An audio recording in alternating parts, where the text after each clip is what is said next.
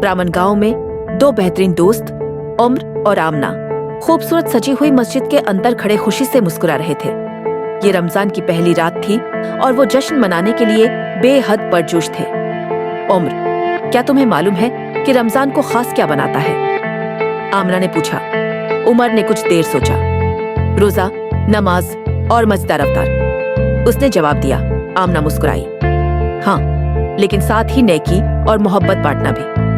उसने अपने हाथ खोले जिनमें दो छोटे फानुस थे, एक तुम्हारे लिए और एक किसी जरूरतमंद के लिए। उमर की आंखें चमक उठी। चलो किसी को ये तोहफा देते हैं। उस रात उन्होंने ये फानूस एक ज़ईफ पड़ोसी को दिया, जिससे उसका दिल खुशी से भर गया। जैसे ही वो घर वापस जा रहे थे, मस्जिद के सुनहरी फानूस मजीद रोशन लग रहे थे, बिल्कुल उनकी नेकियों की तरह।